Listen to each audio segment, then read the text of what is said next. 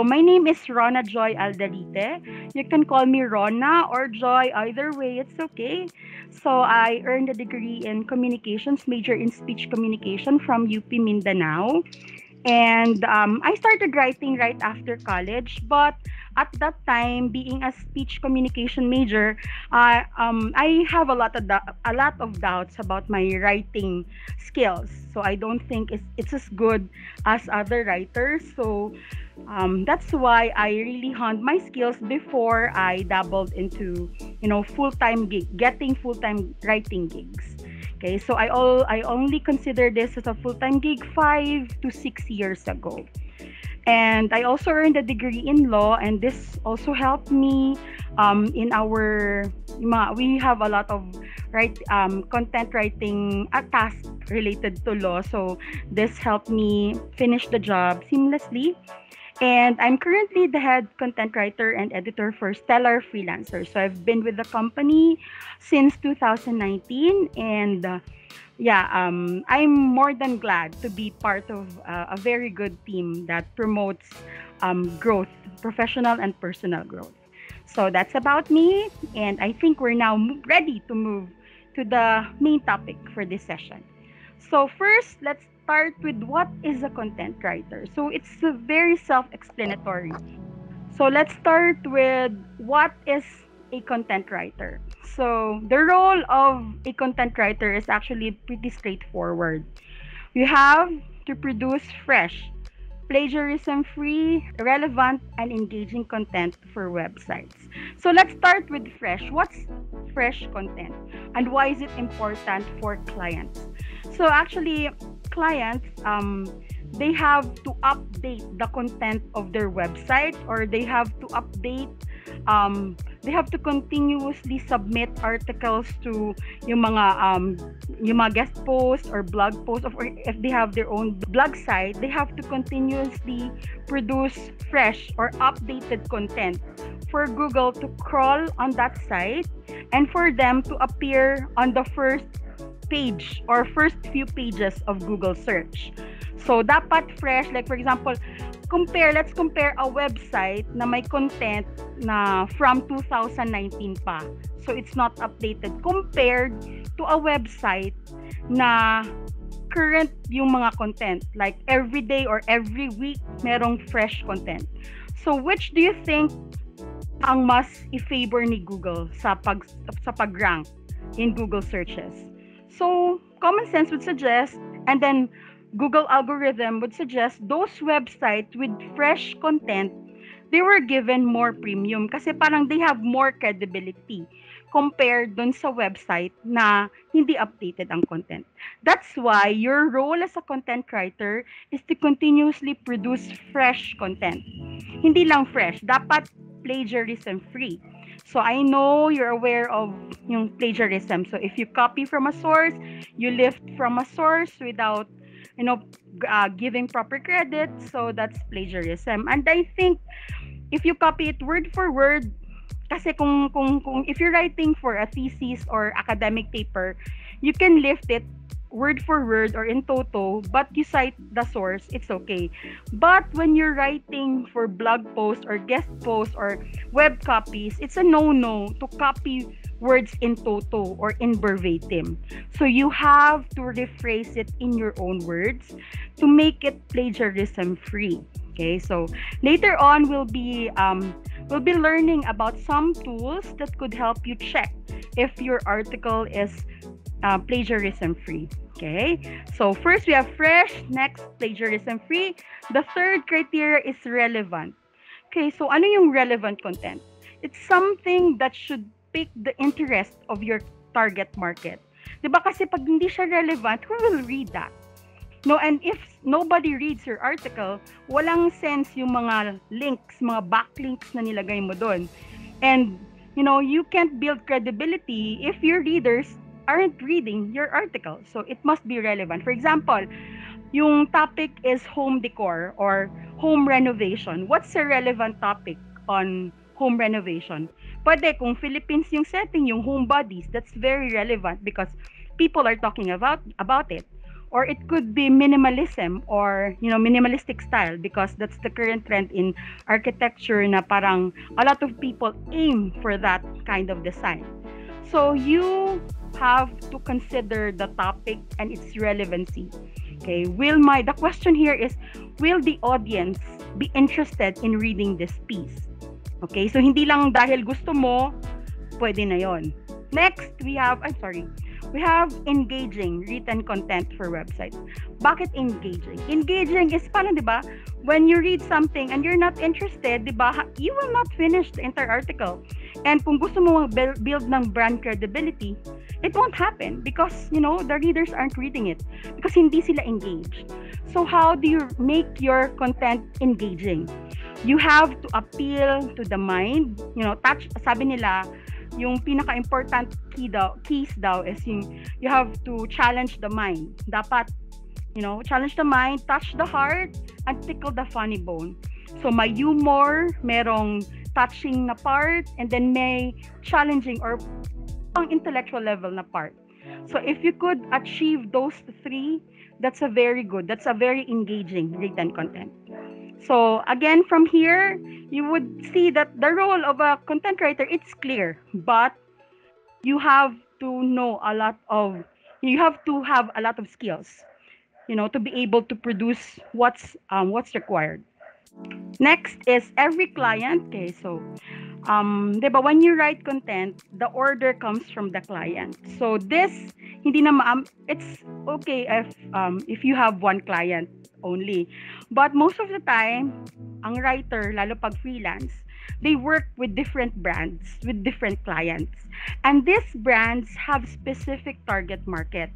So your role as a content writer, you have to know kung sino yung target market ng client mo. Because only then can you write a compelling and engaging, relevant, and fresh content. The content that this target market will read. Okay? So you have to know that, and then you have to know how to pique their interest. For example, yung target market mo is yung young professionals.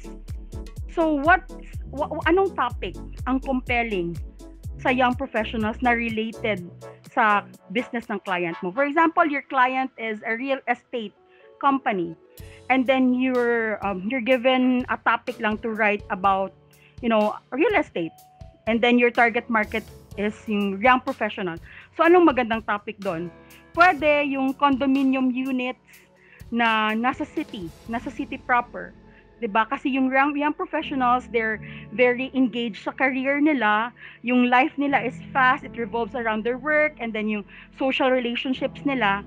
So 'di ba, patok yung topic na condominium units within the city. Okay? So when you write about that, that's the topic that you will write, then it will engage your audience. And then after engaging them, you have to come up with a well-written, informative, and high-quality content. So when you're a writer, your quality of work speaks for your credibility. Okay? So, 'di ba? We can only have as many clients as we want if we continue to deliver high-quality content. Okay? So it's not just, finishing a task. It's not just writing according to the description or the order. So it should be a product of research, and then yung mga data, relevant data. So that speaks volume about the quality. Okay, and the next is, as a writer, you also have to know about the SEO rules. Okay, so very basic example ng SEO rules are the keywords that you will use for your article. Most of the time, clients give a set of keywords na i-incorporate mo. Pero just in case the clients gives you the discretion to choose which keywords, which primary and long tail keywords to use, dapat you should know where to look for that. So we have Uber Suggest. There's a lot of tools actually wherein you could find keywords. Okay, but for now, you have to understand that as a content writer, you also have to use keywords to make your article palatable to your target market. Okay? So next is example ng keywords pala. So this is an example of a keyword. Okay? So for those who are not aware how we incorporate keywords in an article. Okay, so for example, this is the order of your client. So 700 words siya. It's a guest post. So, 'di ba, we talk about guest post, yung it's submitted to a particular website, but it's not the client's website. So since it's a guest post, you cannot promote the services of the client directly. Subtle lang yung pag-promote mo. And how do you do that? By the anchor text and the link. Okay. So this is the keyword, California car accident injury statistics. And this link, this is the backlink, or this is the link to the client's website. Okay. So this is the instruction. So this is how it will look like in the main article. Okay. Ayan. So that's the title, 5 most common car accident injuries. And then, since you cannot promote the client directly, so parang pwede mo lang siyang i-quote according to yan, yung keywords. And then when you click that, it will lead you to the client's website. So that's what so that's an example of, you know, use of keywords and backlinking in the article. Okay? So I think we're clear on this. If you have questions, kindly write it down. I'll answer it after. Okay? So yan. So next is we have what are the responsibilities. First is manage their content schedule. So kasi when you're a writer, unless you're micromanaged, so most of the time you write at your own pace, with respect, of course, with respect to the deadline. But for example, if you're given a daily task, ikaw magmamanage ng time mo. So dapat you know how to manage your schedule. So that's one thing. Produce well-researched content, okay? So you can't rely on stock knowledge when you write. Okay, so we know, okay, alam mo, aware ka.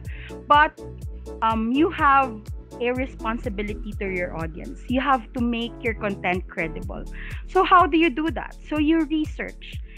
Produce a well-researched content. So ayun. Make sure when you write pala, only choose content from reputable sources. So yung Wikipedia is a no-no because alam niyo naman, people can edit the information on Wikipedia. And I think yung pinaka-credible sources, yung may .gov, .edu, at saka yung mga researches, mga peer-reviewed articles, those are credible sources. So you could use them as backup for your article. So ayun, it should be well researched. And then conduct keyword research and incorporate these keywords to the article. So this is what I told you about earlier. Okay, so you need keywords and then you have to incorporate them naturally. Okay, so sometimes kasi may mga clients na they have so many keywords that they want you to incorporate in their article. Sometimes kasi sobrang dami, parang hindi na siya nagiging natural. So, but your role as a content writer is to avoid keyword stuffing. Ano yung keyword stuffing? Sa isang sentence, nilagay mo ang lahat ng, let's say, 5 keywords. Nilagay mo doon. Or sa isang paragraph, nilagay mo yung 10 keywords. That's keyword stuffing because when you read the paragraph, it won't sound natural. Okay, oo, sige, you satisfy the keyword requirement, but it doesn't sound natural. When the reader reads it, diba? It doesn't make sense. So, diba? Parang nakakabawas siya ng credibility ng article. And in your case, the credibility of the writer. So, aside from incorporating keywords, it should be naturally done. Okay? And then, avoid keyword stuffing. Okay? And by the way, most of the time, yung keywords ng client, sometimes they sound awkward. Halimbawa, car accident lawyer in Ajax, Ontario. Halimbawa, ganon. Yung natural way of putting it. But for example, yung client mo, sabi niya, gusto niya, car accident lawyer Ajax. Diba? Pagbasahin mo, parang hindi siya, parang may kulang. Most of the time, unless expressly provided by the client, you can't add yung mga words in between. So, just stick to the requirement ng keyword. Kung ano yung exactly sinabi ng client, that's how you use the keyword in your article. Okay. Next, another role of a content writer is to ensure that their content is fresh, engaging, relevant, free from grammatical errors and plagiarism. So another thing aside from plagiarism is yung grammatical errors. So subject-verb agreement, so we should be able to master that. Okay, and then yung mga idioms, make sure that we use idioms properly. If we don't know how to use yung parang mga highfalutin words na sinasabi nila, if we don't know how to use it properly in the sentence, disregard that. Make it as simple as you can. Kasi pag simple siya, it's easier. Parang mas less error yun. And then, yung mga complex compound sentences, yung puro comma or semicolon. So, instead of using simple compound sentences, complex compound pala, break it into ideas. Learn how to use periods, comma, or yung mga semicolon. Pero yung pinaka-safest, ang safest talaga dyan is period. Tapos, lagyan mo ng connecting word. However, but, yet, mga ganon. So, lagyan mo para, even though they're two or more separate sentences, you can see that the point is connected or the idea is connected. Okay? So, later on, we'll also teach you tool on how to check your grammar. I think most of you are familiar with Grammarly, so we'll get to know more of that later on. Okay? So, ayun. Next is, again, paulit-ulit itong SEO. Okay? Search Engine Optimization Strategies. Ito yung mga keywords. Okay? So, you need that because you have to be visible online. The articles or the website that you're representing, the client that you're writing for, their business should be visible online, and you can do that by helping them with their SEO. Okay? Ay, sorry. Nawala na naman, I think. Okay. Okay, next is, so we're clear on the role of the writer. So next is, what are the qualifications of a content writer? Okay, actually, if you want to be a content writer and then you're not, parang you still don't have other qualities, but for as long as you have the eagerness, I believe this, for as long as you have the eagerness to learn the rigors of the trade, you can be a content writer despite of your background. Yung parang you're open to learning, to new experiences. If you're open to that, so I think that's a good start. Okay, but for example, gusto mo talagang mag-improve na. So what do you need to improve on? So we'll be talking about that here. So first, ability to understand instructions well.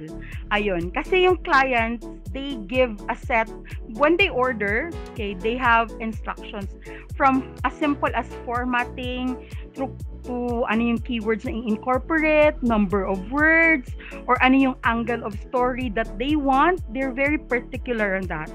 So as a content writer, first thing, you really have to understand the instruction. Kasi, di ba, ano naman yung use ng very well-written article pero hindi siya nag-match sa instruction ng client. Diba? It will be rejected or uulitin mo na naman. So, from the start, just read the instruction, understand it well, and then if you have clarifications, raise that before you write para hindi ka nagsasayang ng effort. Okay? Next. Ay. Always ito mawala. Next is impeccable grasp of the English language, including idioms and current trends in slang and expression. Of course, most of the time, yung orders are, in English talaga. So, it's rare that you receive content orders na should be written in the vernacular. So, since yun yung medium of ng pagsusulat mo, dapat you also have an impeccable grasp of the English language. So this could be learned, okay? And you also have grammar grammar tools to help you. But yeah, first start, dapat, you have understanding of the language. Proper use of idioms and yung mga slang and expressions. Again, if you're unsure of the idioms, how to use them, Google is your friend. Okay, you could always research and then apply it in your writing piece. Okay, next, ability to work independently and submit within the deadline. So actually, this is a persistent problem sa mga writers, especially some of the writers that we've worked with. Minsan yung mga magagaling, they are quite late on submission. Yung mga mabilis naman magsulat, they're lacking on the quality, and then yung parang nirarush lahat, hindi na pag-isipan ng maayos. So they submit within the deadline, but we have to repeat the process kasi nga hindi quality yung work. Yung role mo as a content writer also includes, your ability to work on your own and submit your work within the deadline. So, it's professionalism na, for example, if you really can't submit your work, compromise. And how do you compromise? You ask or you communicate with your client, or for example, if you're working for an agency, your editor, you communicate ahead of time that you're not able to work because of this and that. So at least they will have enough time to reassign the task to somebody who can submit within the deadline. Okay, so again, I would like to emphasize your ability to submit your content, high quality content within the deadline also speaks about your credibility as a writer. So, pangalagaan mo yan. Capitalize on that. Okay? Next, strong interpersonal skills and willingness to communicate. Ayun. Kasi, di ba, we're working remotely. Ang hirap naman, if your clients would chase you kasi unresponsive ka or hindi ka marunong mag-communicate. So you really also have to work your interpersonal skills kasi lalo na pag freelance content writer ka, yung wala kang fixed client, and then you'll have to look for your own clients. Your networking skills, the way yung parang paano ka makipagay sa clients mo, that's very important because that will land you work. That will give you gigs. Okay? And then, ability to work on multiple projects with different objectives simultaneously. So for example, sabi ko kanina, 'di ba, hindi lang naman isa ang client or hindi lang naman isa yung project that you're working on. So you have to be flexible to be able to work on different projects with different demands or different objects. Like for example, today may blog post ka, may guest post ka, may web copy ka. So, 'di ba, these are three different writing gigs, or these are three different assignments. So dapat you know how to jump, you're flexible enough to know kung ano yung demands ng web copy, ano yung demands ng guest post, and how is it different from a blog post. Dapat alam mo yon, diba? So ayun, that's very important. And then good time management skills. This is very related sa submitting within the deadline. Okay, so halimbawa ang dami mong project, so you have to know, 'di ba kasi you're working on your own, and then unless kung may tracker ka, 'di ba? Some agencies have time trackers, pero that's counterproductive. Yung may mga trackers tapos nagsusulat, 'di ba? Kasi yung writers, hindi mo man mapipilit na yung parang may idea ka talaga to write now. But even if, may mga exact time ka talaga, or may mga time ka talaga kung saan mas creative ka, you have to learn how to manage your emotions, you have to learn how to manage your mood, and then para mag-swak siya dun sa deadline mo. Okay? Kasi hindi lang naman ito parang charity or something you do for a hobby. This is something you do to earn money, 'di ba? So you have to master your mood, master your emotion, and then respect deadlines. Improve your time management skills. Ito pa. Oh yes. More qualifications. Ito. Very basic ito na requirements for a writer. You have to be proficient with computers, especially writing programs such as Google Docs, Microsoft Word, Excel, Outlook, and PowerPoint. Pero sa writer, most of the time, you use Google Docs or Microsoft Word. Para mas efficient pag gamitin mo yung Google Docs kasi sa experience ko kung Microsoft Word, minsan hindi nagsisync yung mga changes na ina-apply mo dun sa article. So, it's better to use Google Docs kasi yung changes na-apply in real time. And then you can simply share the link to your client or to your editor, okay? And then they could check the article. Okay, so if you're not yet proficient with Google Docs, madali lang siyang gamitin. You can even add as an extension yung Grammarly, tsaka yung mga ibang tools pa na pwedeng gamitin. Okay? Then, familiarity with each client's requirements and the company's brand image, products, and services. I think this is yung second part, company's brand image, this is very useful in writing web copies. Yung mga content for client websites, okay, so you have to be familiar with the brand image kasi you'll be writing in behalf of the client. You're selling the products and services of the client to their target market.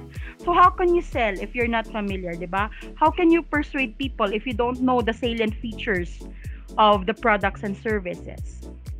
So ayun, that's another qualification of a content writer. Okay, so next, since we're done with the qualification, let's move to this question. Are content writers in demand? Okay, so actually, before the pandemic, in demand na talaga ang content writers. But yung demand na-boost talaga ng pandemic. Why? Because people are at home and then, since they can't go out to go to the grocery or, shop, diba? So, yan, nauso yung mga online shopping, yung mga, everything that's done online. So, even yung mga department stores or mga retail chain, they have websites wherein, diba, they're competing with other businesses in the same industry. So what they do is, para to get the attention of their target market, is they have to use content. Diba? Yung search algorithm consensus has allowed companies to understand what they are supposed to be posting. Okay, so diba, how do you get the attention of your target market if they don't know about you? Kasi nasa bahay lang sila. So you really have to be visible online because that's where most people are. Okay, so ayun, they keep changing, they keep themselves updated with the changes. So that's why credible blog posts can increase traffic by almost 50% through indexing and ranking. So indexing and ranking, that's the job of Google. So again, if you adhere to sound search optimization strategies, you can help your client's website have a better ranking on Google searches or other searches on yung mga search engines. Okay, and then this is another answer to the question if in demand ba ang mga writers. There are now about 400 million active websites worldwide. Okay, almost double the number in 2019. So this is according to Hosting Tribunal, but this article is from Forbes, so it's credible. So you could really believe that it's true.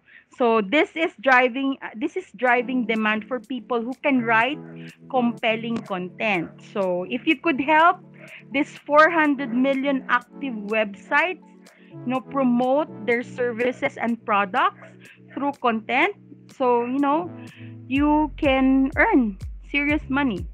Okay, so if you find the right client, you could earn a lot of money as well. So again, freelancer.com reports that during the first quarter of 2021, postings for blog writers, medical writers, and assistants with book writing were all up. So you could say, simply put, to answer the question, are writers in demand? Yes, they are. So if you're really thinking about, dabbling into content writing, so now is the right time. Okay, because the demand is high. What role or what careers, okay, or ano yung mga pwedeng content writing gigs that you can apply for? First, freelance blogger. So actually yung mga freelance, 'di ba? Like most of us, we don't have we're not employed with a specific client. So we're looking for our clients in different platforms like Upwork, OLJ, or Facebook groups. So yung freelance blogger, so they focus on blog writing. Okay, so mga blog posts ng clients. Then we also have technical writer. So yung technical writer, usually yung work nila is technical content like yung mga how to, mga technical papers like let's say, how to be a, what you call this, ano ba yung mga technical topic? How to invest in blockchain, something like that. So that's technical writing. Okay, yung mga white paper, that those things that dabble on technical content. So that's the job of a technical writer. So actually, according to yung mga experts in the industry, yung technical writer and finance writer, they're like on the higher tier ng mga writers. Parang kumbaga kung may mga well-paid content writers, they're on the top, yung finance tsaka technical writer. Why? Because yung demand ng job nila. If you're a technical writer, aside from researching, you also have to provide yung mga content sources. Dapat aware ka yung sa mga APA, 7th edition, MLA, yung mga styling guides, academic styling guides. And then next to technical writer, we have academic writers. So meron kasing mga, I'm not sure if you're aware, but there are a lot of platforms offering yung mga services nila sa students. Like they're the ones writing essays, technical paper, or yung mga academic papers ng students. So they also hire writers for that. So academic writers. So they focus on academic papers, essays, yung mga requirements sa school. Okay? And then we have finance writer, focus in finance related content. So if you're really good in finance, this is a good career, yung finance writer. Kasi 'di ba, as I've said earlier, parang sa higher tier sila ng mga content writers along with technical writers. Okay? Then we also have SEO writer. Okay? So they focus more on optimizing content. So sila yung, 'di ba, earlier I talked about keywords, primary keywords, secondary keywords, long tail keywords. They're more focused on that. Okay? They're helping their client rank better in Google. Then we have content strategists. So they are more on yung parang, I'm not sure if you're familiar with yung CGO. So sometimes meron kasing mga companies when their client orders, meron ng computer generated orders. And nandun na yung mga anong references na gusto ng client, ano yung keywords na gusto ng client. The content strategist is the one doing that. So they're managing kung ano yung parang sometimes nga it's very specific. Like they give you an outline. Ano yung structure ng article na gusto nila for the client. Like meron silang heading na binibigay, may mga subheadings. And then all you have to do as a content writer is to provide the content that your content strategist suggested that you write about. Okay? So more on managing content na yung role nila. And then we have long form content writer.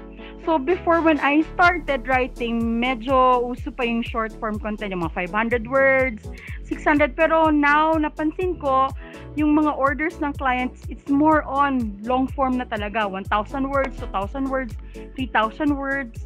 So yun, that's the job of a long form content writer. But pwede din yung freelance blogger maging long form content writer, or if you're that versatile na you could shift from one role to another.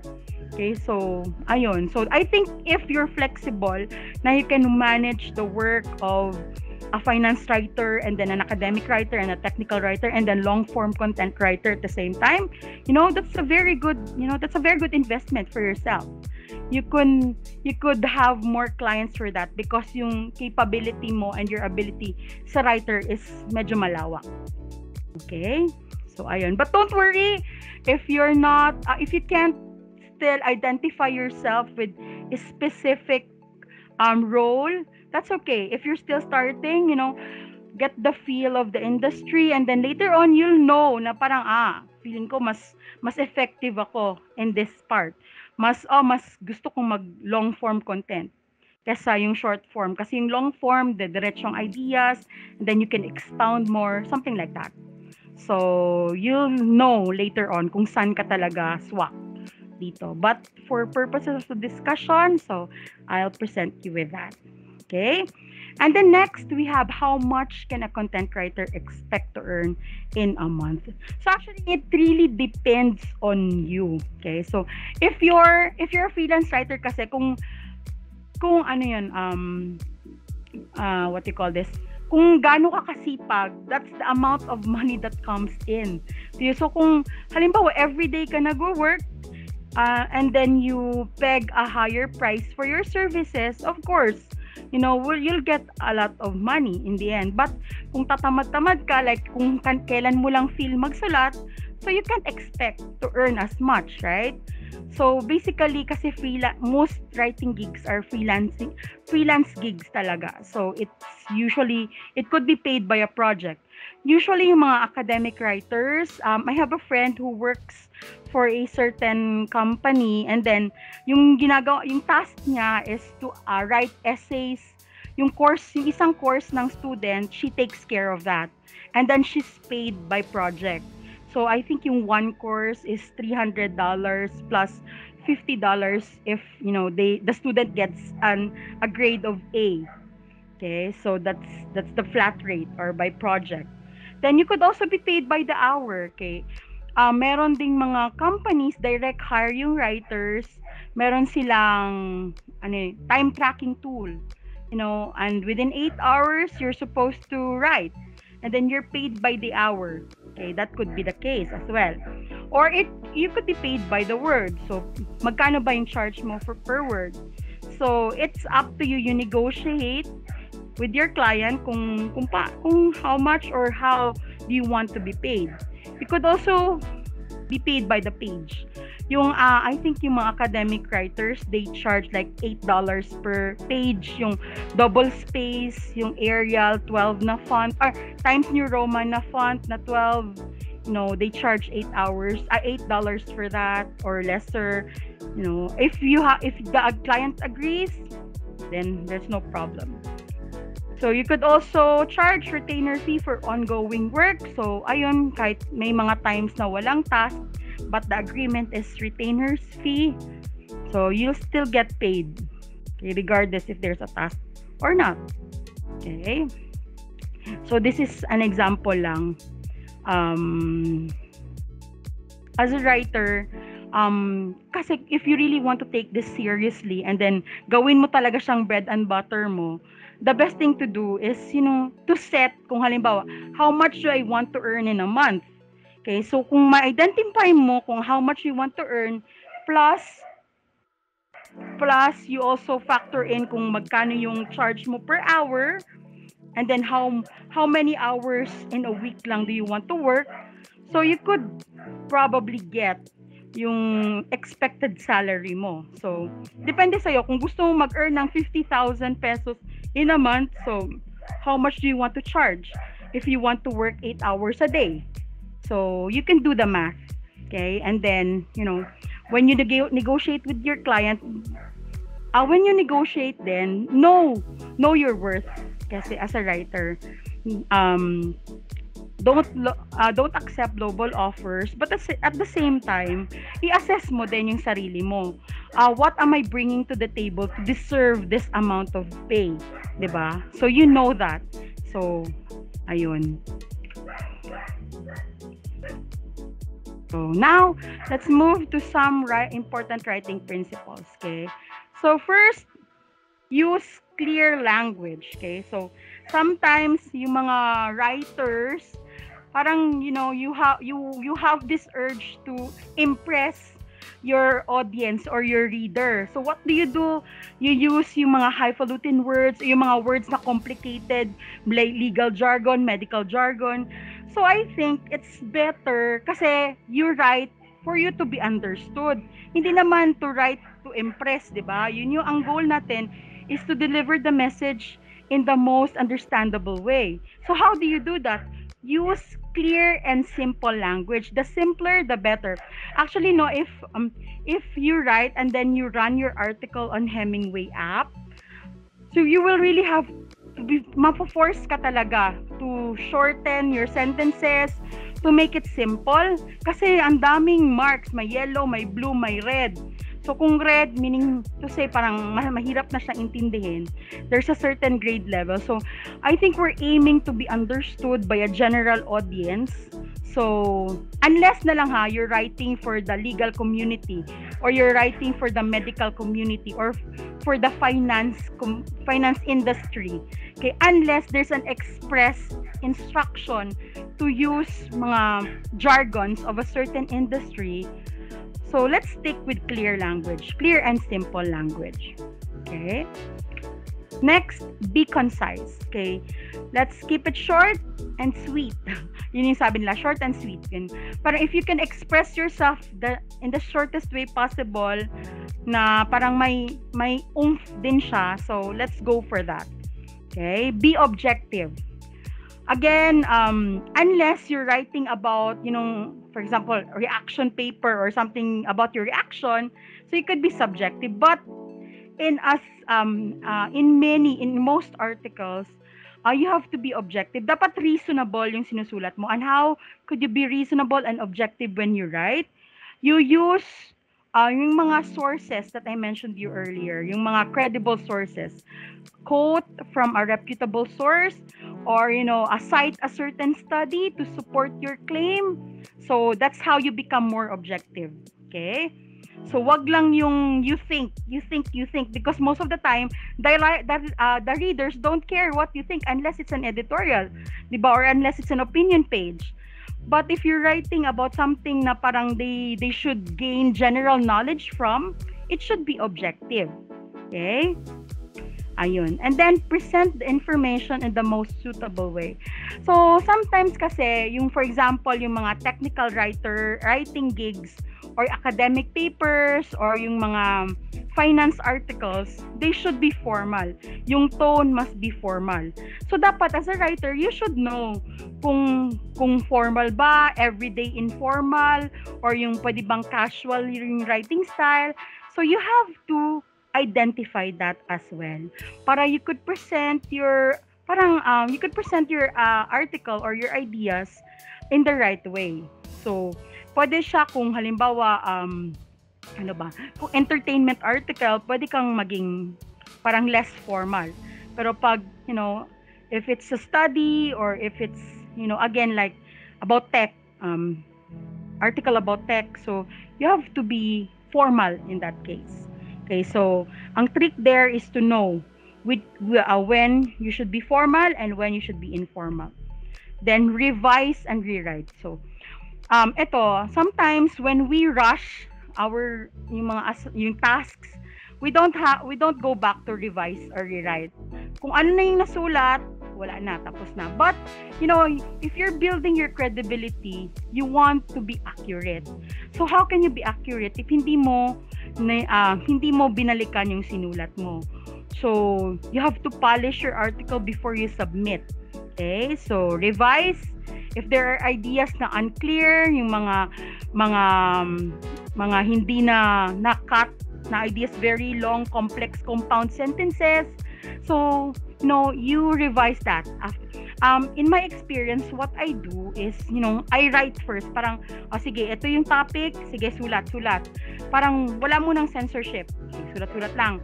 And then after I'm done writing, I go back and then that's the time that I polish. That's the time that I revise. Or merong parts na I need i-rewrite. So, ayun. So, it's really important that you have to go back and polish. Ayun.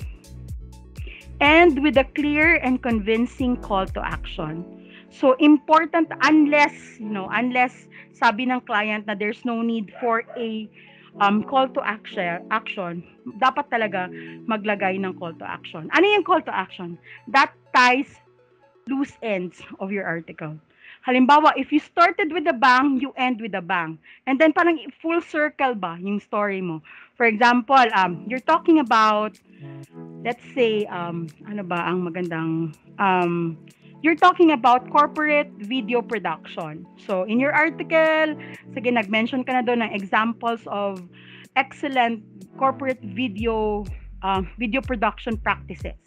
At the end of your article, ano yung CTA mo? Yung CTA will depend kung ano yung gusto mo mangyari. So, do you want the audience to purchase the product of your client? Or do you want them to try corporate video production by this particular client?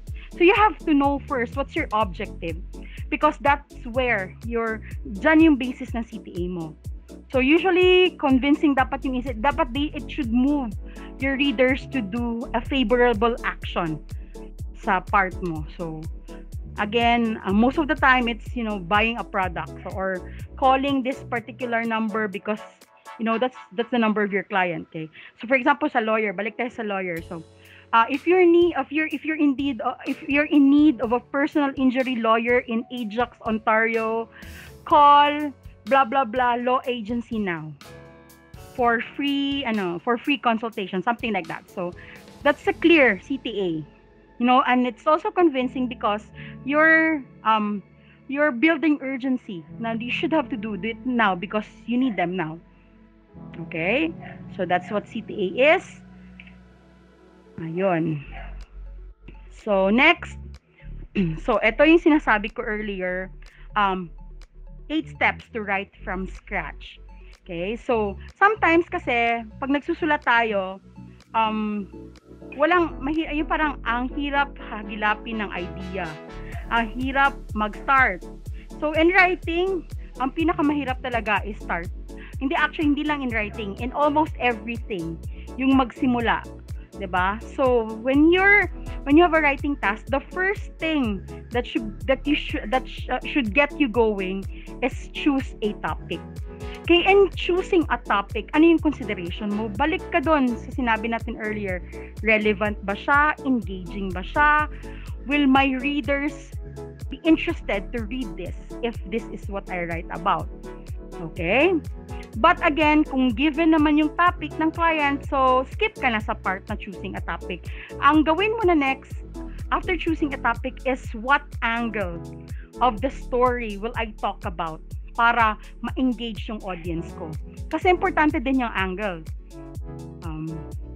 Ayun. Okay? What point of view? Okay, next, research and draw inspiration from personal experiences. Mas madaling magsulat if you could relate to it.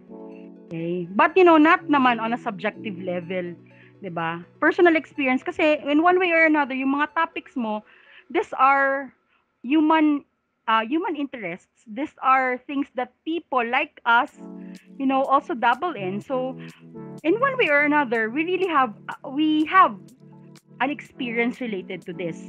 So draw on that personal experience para maging motivated ka to write. And then don't forget to research. Okay? So actually, pag nag-research ka, mas maganda talaga meron kang outline. Okay?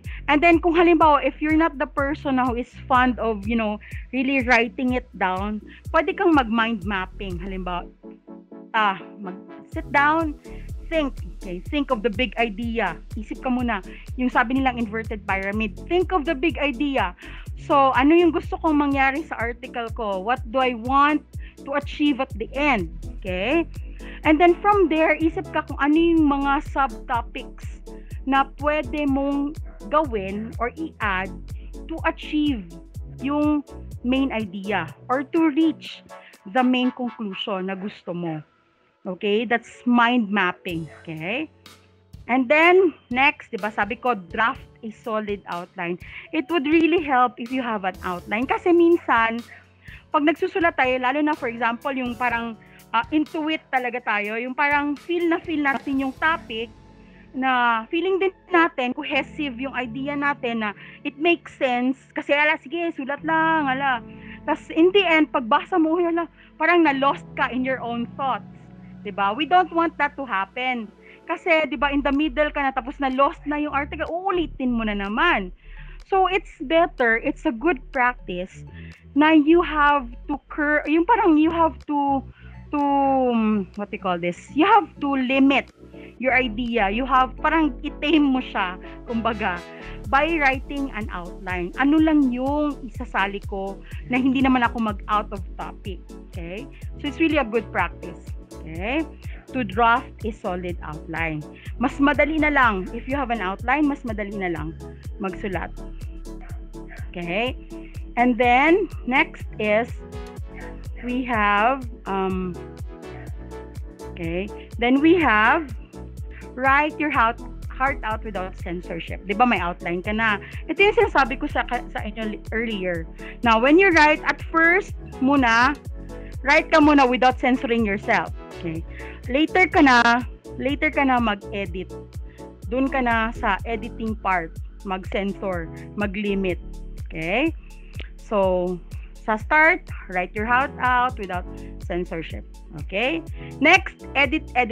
Pag natapos ka na, dun muna i-polish yung article mo. Okay? So, at least, diba, kasi minsan, when we write, tapos isi-censor natin agad yung thoughts natin, we can't move forward. Parang, ay, mali to, pangit to, ay, hindi, it doesn't make sense. Okay? But make sure yung sinusulat mo is according to your outline para hindi naman kalat, 'di ba? Hindi sabog yung article mo. Okay? So ayun, edit. Okay, so parang sabi nila, alis ka muna. Like for example, nakaupo ka, 'di ba? And then after you're done writing, break ka muna kahit 10 to 15 minutes lang, alis ka. Then balikan mo siya. So pag clear na yung mind mo, that's the time that you can edit better. Kasi, 'di ba, parang nag-detach ka muna sa article mo. Okay, next, format and optimize. Okay, so as I mentioned earlier, yung mga clients, most of the time, they have their own formatting style. My client na gusto yung title is naka-title case. Meron naman gusto nila heading 1. Tapos yung subheading, heading 2, ganon. So, that's the time you format, you optimize, you add your keywords. Ito pala, sometimes may mga writers na when they write, while they're writing the article, that's the time that they add the keywords. But for me, it's better na it's after you write that you fill in the keywords. Kasi it sounds more natural if you do it that way.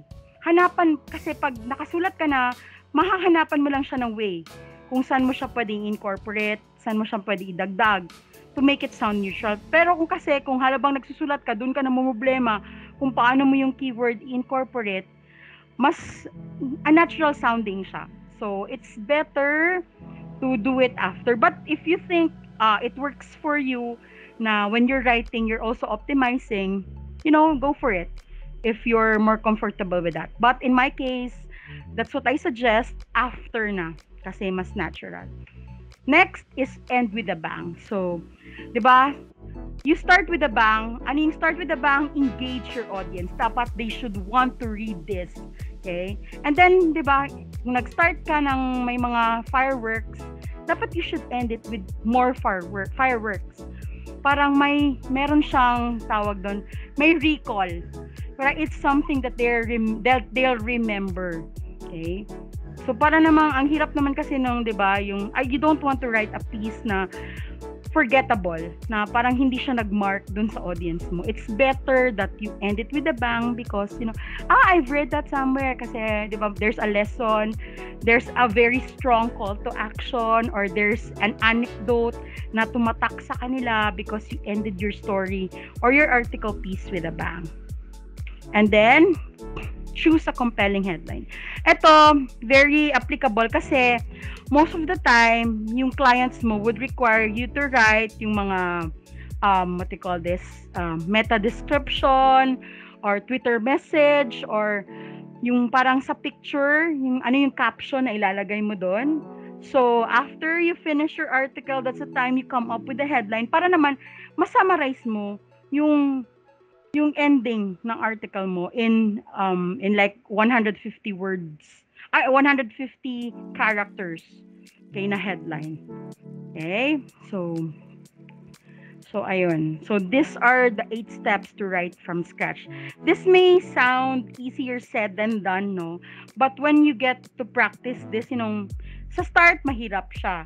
But as you go on, you repeat the process, you'll get the hang of it. And it will be easier. Okay? So, ayan, sa start, don't beat yourself up na parang ang hirap mag-draw from personal experience, ang hirap mag-outline, ang hirap gumawa, mag-isip ng topic na relevant. But with practice, wala naman kasing madali. If you want to be good at something, kailangan mo you have to sweat it out. Diba? You have to do your best, You have to, lalo pa pag if it's something new for you, you really have to exert effort. Okay? So, ayun. Next, writing mistakes to avoid. Okay, this is from Grammarly. Okay? Kasi 'di ba yung writing tool natin is Grammarly. And they're very kasi ang maganda sa Grammarly is very they pick up even the smallest, yung minor na errors mo, mapipick up nila, and then merong score doon, and then you'll see kung ano yung tone ba, engaging ba siya, may problem ka ba with word tone or delivery or something like that. So yes, these are some common mistakes to avoid. Overuse of adverbs. These are 2 examples, okay? First sentence, the boy ran really fast to catch the runaway ball. Is there something wrong with the sentence? The boy ran really fast to catch the runaway ball. Parang it sounds okay, but there's a better way of putting it. The boy sprinted to catch the runaway ball. Okay? So parang there's in the first sentence, there's overuse of adverbs. But it was improved when you change ran really fast to sprinted. Okay? Power words. Okay? Synonyms. Make use of your synonyms. Okay? So, ayun. Next is too many prepositional phrases. These are 2 examples. The caravan came over the top of the hill. Parang if you read, ano daw? But if you change it to the caravan crested the hill, it sounds more professional and it sounds more authoritative. And mas correct siya. And correct siya pala than the first one. Okay? Too many prepositional phrases. Next is ambiguous, or eto, grabe, si Grammarly is very good in picking up squinting modifiers. Okay? Eto, listening to loud music slowly. This is your squinting modifier. Gives me a headache. So it's improved by when I listen to loud music, I slowly develop a headache. 'Di ba mas madaling pakinggan or mas madaling basahin yung second sentence compared to the first sentence. Although the first sentence kasi 'di ba when we speak parang that's the way we speak. Pero sometimes kasi you have to vary to avoid yung mga errors. Pag nagsusulat ka kasi it's a different thing. Kasi people can go back to what you write and then they could check if it's, it's grammatically correct, the structure is correct. Okay, so we have to be an authority when we write. So that's why it's better and it sounds good pag ganito. Okay? And then we have run-on sentences. Ayan. Let's take a look at the example. First sentence.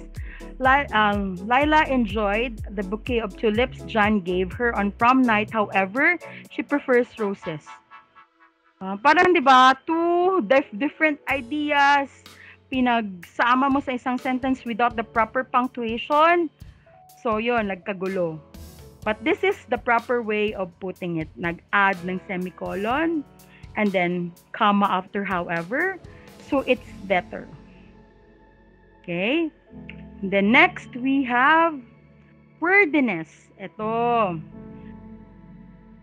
Some writers kasi, yung parang, di ba, gusto mo i-express yung nasa utak mo in the best possible way. The problem is, kung ano yung sa utak mo, medyo magulo minsan, so that reflects on your sentences, yung wordiness na tinatawag. So, at first, I'm very guilty of this when I started writing, no? Yung parang complex compound sentences sa last. I-mix lahat sa isang sentence because I feel like, I could create impact with too many words. But that's a no-no pala. It's the simpler, the better, diba? It has come to our attention that your tax returns are overdue and we urge you to file them at your earliest convenience. It's understandable, but there's a better way of phrasing it. Your tax returns are overdue. Please file them now. Diba? Mas relaxed kapag nagbasa ka ng second sentences than the first one. So that's also your parang cue din as a writer. Kung feeling mo parang nasistress ka pagbasa ng sentence mo, there's a very high chance that you should rephrase it. Break it. Don't be afraid to break it into 2 or more sentences. Okay? So, okay lang yan. So, ayun. So, 5 lang muna na common writing mistakes para wag naman tayong masyadong ma-overwhelm. Okay? So, next, we already came to this part, the essential writing tools. Okay, first, I already introduced this earlier, Google Docs.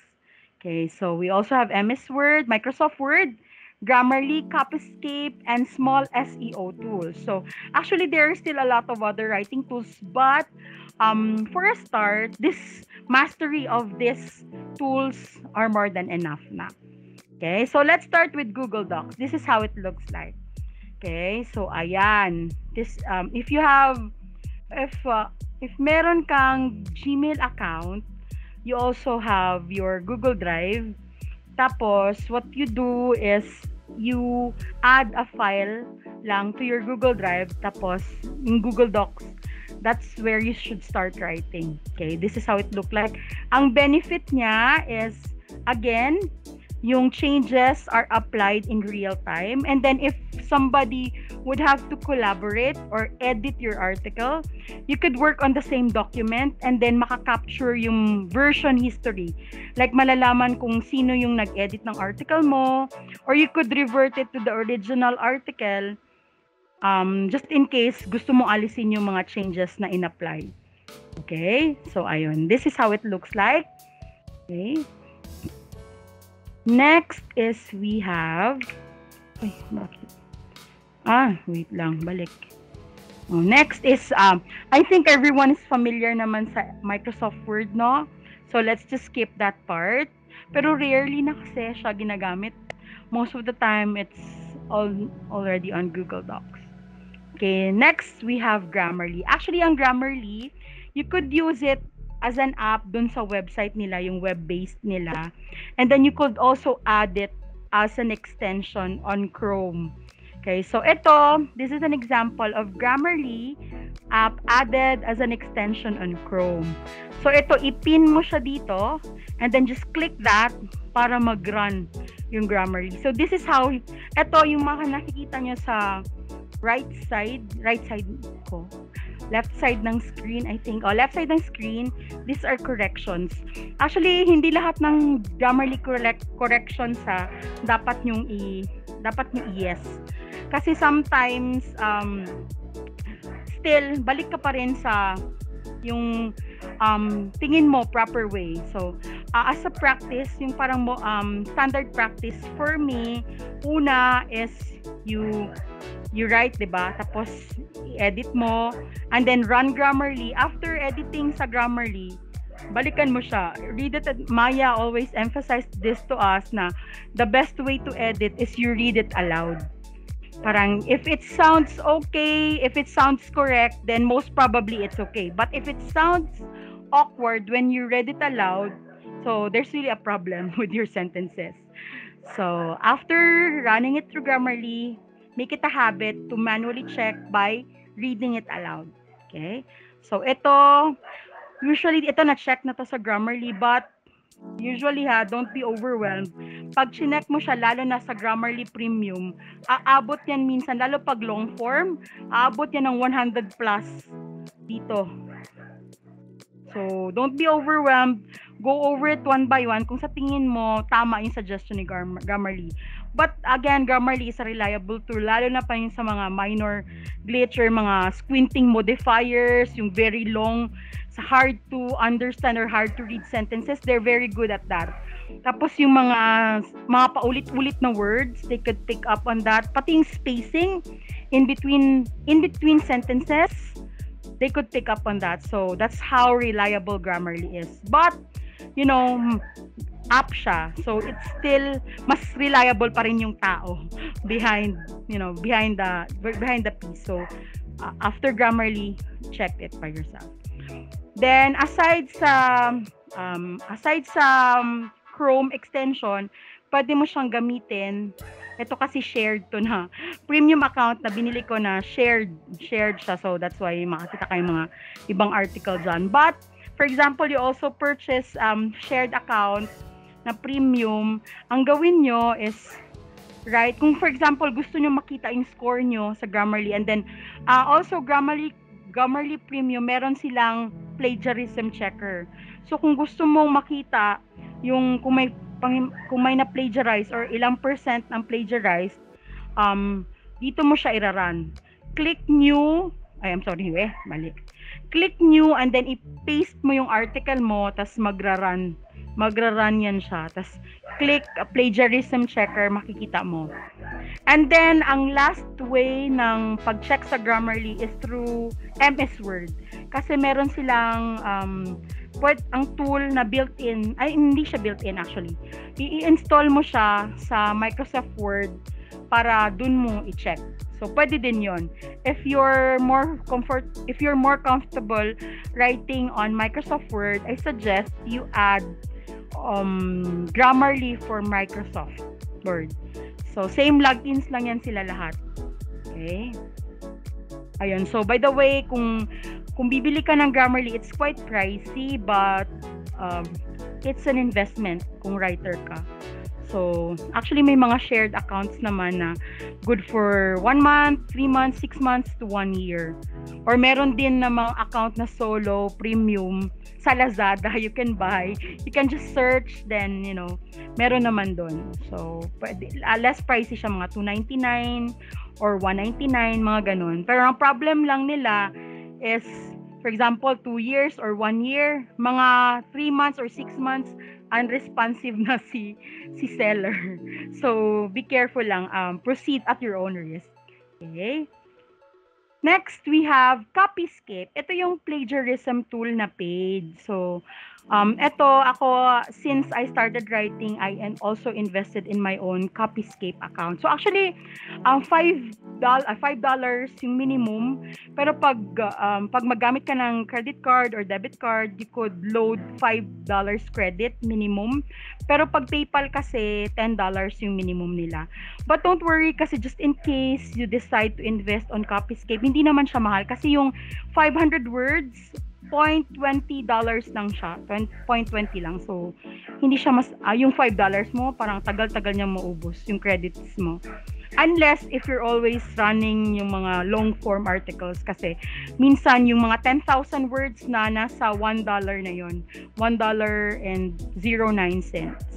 Kasi nag-run ako ng sample kanina para ipakita sana.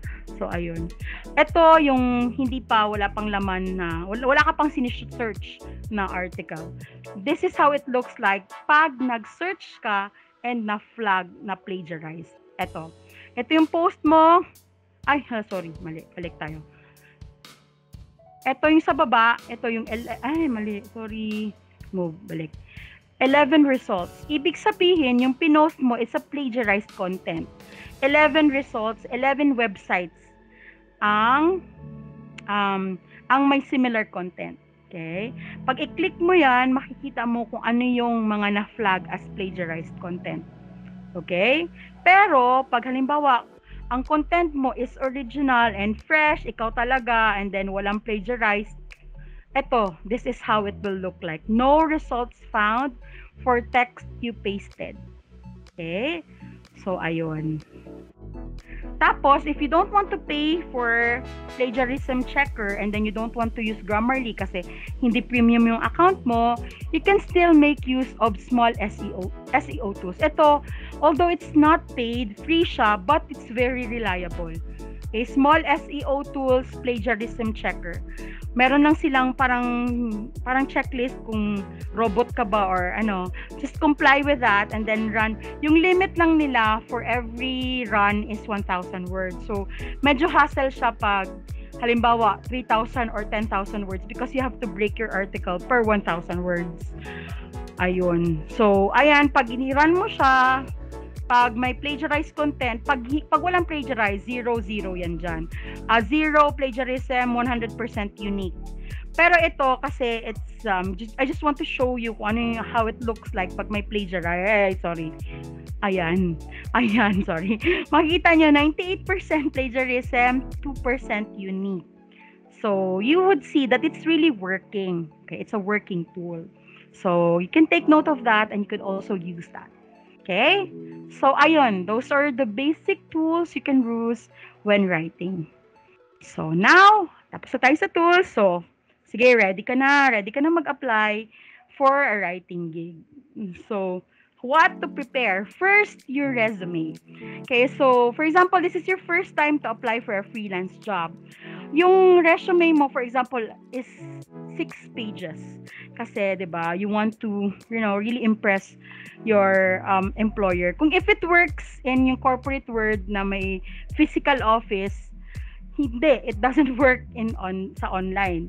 You have to shorten your resume, capitalize on your skills based dun sa job requirement. So, for example, they're looking for a technical writer and you think you have what it takes to be a credible technical writer. So, your resume should be able to show that. Your past experiences, or on the job training ka ba, or meron ka bang inattend na training session that gave you a certificate, that should be shown on your resume. So as much as possible, keep your resume one or 1.5 pages long. Okay?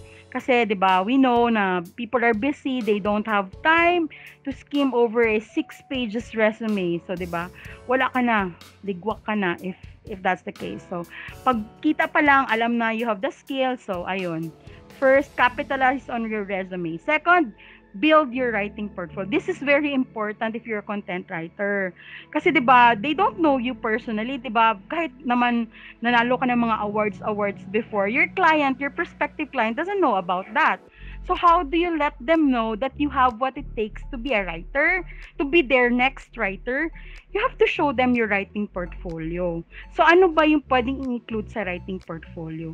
Mas maganda sana if you have past writing gigs na, for example, your client said na, you can use that, or pwede din yung sinulat mo. I think the best way kung halimbawa wala ka talagang past writing portfolio is to write ngayon. Write ka ngayon, magsulat ka ngayon kung halimbawa ang in-applyan mo, they're looking for a writer in the medical industry, or writer in the real estate industry. So write an article in that industry. Tapos gawin mo siyang part ng writing portfolio mo. Or pwede din, meron kasing iba na writing agencies or mga organization na they accept para mga on-the-job trainees wherein, yung output mo, pwede mo gawing portfolio. You could also go that route. Pero if you think na, pwede mo namang isulat, then pwede kang gumawa ng portfolio mo, so be that. Okay? Pwede din yung mga previous blog posts mo. You could also use that as your writing portfolio. Just make sure that it's your best example. Parang, kung sa lahat-lahat ng mga writing tasks na nagawa mo in your entire life, these are the best. Kasi, it's like, selling yourself. So, you have to put your best foot forward. So, you can do that by presenting your best writing pieces. Okay, so usually yung writing portfolio nasa Google Docs na lang. Tapos share ka na lang ng link dun sa email mo sa client na ina-applyan mo.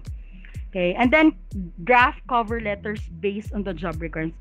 Usually kasi yung ibang writers or yung mga applicants talaga, parang too lazy to make a specialized cover letter. Parang copy-paste na lang. Kung ano yung ginamit mo sa iba, yun na lang din. So that's a no-no. Kasi minsan, kung too general kasi, parang hindi mo pinag-isipan.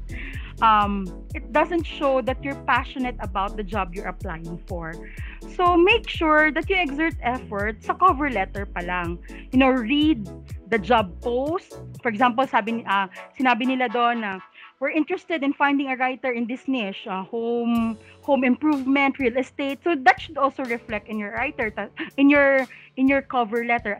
I read on a Facebook post that you're looking for a content writer who is an expert in the home improvement niche. I would like to be considered for that post. Tapos sabihin mo, pag halimbawa nilagay nila doon na willing to work on a graveyard shift or willing to commit to writing 500 words a day. So dapat it should be on your cover letter. Sabihin mo doon na I could work on a graveyard shift and I could produce 500 words per day, and then pwede mo din dagdagan ng mga what they call this, other words na would sell yourself. Okay? And then number 4, it's very clear, it's very important, be clear in your pricing your services. So dapat alam mo kung how much is your worth as a writer. Huwag kang mahiya to beg an amount for your service, kasi if you don't ask for it, the answer would always be no, 'di ba? So be clear as to how much you want to be paid. Of course, kung hindi naman ma-meet ng employer mo yan, they will negotiate, and it's up to you to agree or to decline their offer. So just know your worth as a writer. Para 'di ba, hindi ka naman 'di ba you're exerting effort, utak kaya yan, mahirap kaya magsulat, 'di ba? So you have to be compensated fairly for your services based on your skills and your effort, 'di ba? So ayun. So here we'll move to where can you find work. Okay, so first you have LinkedIn. So ang daming job offers or job posts or companies na parang direct hired ka talaga if you look on LinkedIn. So ayun, you could search for job there. And then of course Facebook groups. Ang daming Facebook groups na nagpo-post daily ng mga hiring. So again, hindi naman talaga nawawala yung mga scammers, no? Just be careful when applying for a job. Pag halimbawa yung picture medyo fake, or yung parang most of the time kasi yung mga legit post is yung meron talaga silang company email or clear specific yung job posting, anong rate, anong responsibility, where do you send your email, 'di ba? It's very clear. Malalaman mo lang from there na this is legit. Pero kung halimbawa, I need a writer, please PM me. Para mga ganon, pero medyo sketchy. But again, it's up to you to parang scrutinize mo kung ito ba medyo scam ba siya or fraud ba or okay to. So ayun, be careful, but don't be afraid then to explore. Caliber, meron din dyan. Online jobs, OLJ. Tapos of course, Upwork. Pero kasi 'di ba yung Upwork, parang saturated na siya. So parang medyo mahirap maghanap ng work doon. If you're writing, then pahirapan pa talaga yung pag-approve ng profile. But again, I'm not discouraging you, but that's the reality. You could still try because there are also a lot of writing gigs there. Okay? That concludes our introduction to content writing. If you have any questions about the lessons or about content writing in general, please don't hesitate to comment down below and we'll gladly answer them. For now, please don't forget to like, share, and subscribe to our channel para updated kayo sa mga freelancing guides and tips na i-upload namin weekly. So that's it, guys. Don't forget to keep learning and hustling to succeed in freelancing. Thanks for watching.